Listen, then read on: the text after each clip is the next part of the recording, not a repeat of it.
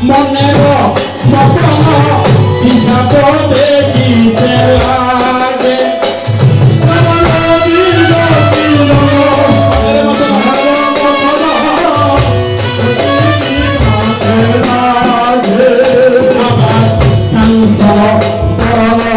মনে হয় সরল দেখিতে মায়া দে লাগে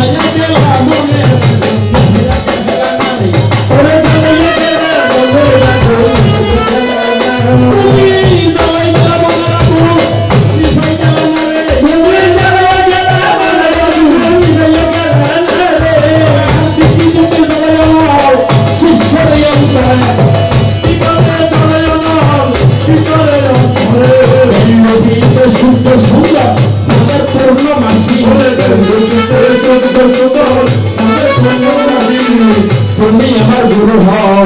তুমি ওই আকাশী তোমারই স্মরণ করে দিয়েছি সাঁতা তোমারই স্মরণ করে দিয়েছি সাঁতা তোমারই স্মরণ বরসাই দিয়েছি সাঁতা দিয়েছি সাঁতা এবার করো গোমাইয়া মারো মহিমা তোমার ওই তন্ত্রের ওই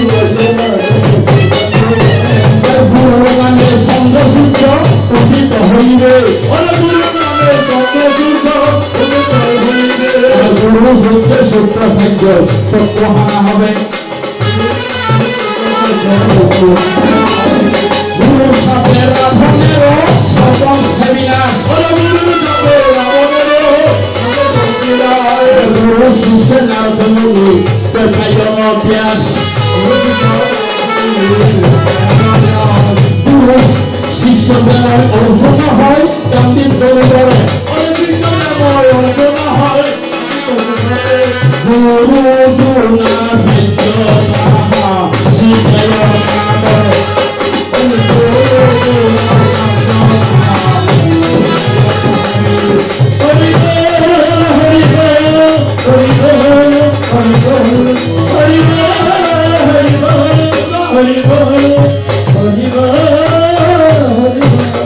দেখিতে দেখিতে রজনী এখন গভীর থেকে গভীরের দিকে গেল আমার গুরু পূজ্য পাদ আসিয়া আপনাদের কাছে নাচিয়া হাসিয়া অনেক প্রকারের তত্ত্ব বলিয়া গেল যেমন পাখি ডেকেছে আপন মনে যার যেমন কান তেমন শুনে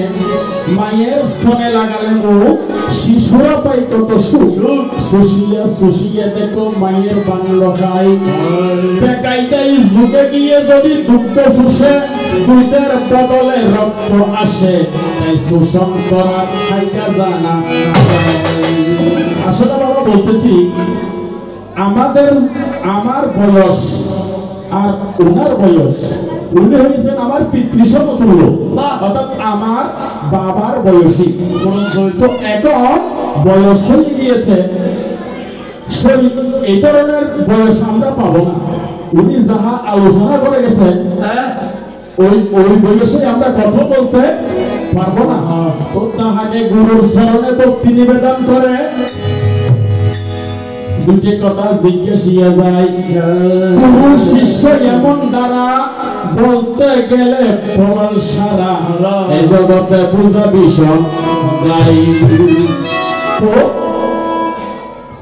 বলতেছে কি গুরু হইছে যিনি অন্ধকারকে আলোর জগতে নিয়ে আসে ওরে গুণাসাহ্য কৃপা করে গুণাসাহ্য কৃপা করে বাঁশি গাইল অর্জুনে রে কিসে গিয়েছে বান অস্ত্রবিদ্যা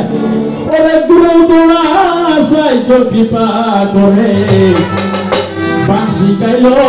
অর্জুনে রে দস্য শিকার করিল গুরুর কৃপা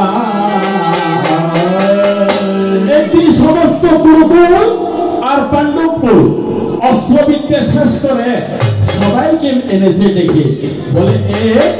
সমস্ত তোমাদেরকে আমি অস্ত্রবিদ্যা শিখিয়েছি তোমরা কি শিখেছ আজকে আমি তোমাদের থেকে পরীক্ষা নেব সমস্ত 100 ভাই গান্ধারীর সন্তানেরা কুন্তির পঞ্চ পাণ্ডবেরা আলাদা আলাদা ভাবে পরীক্ষা দিতে গেল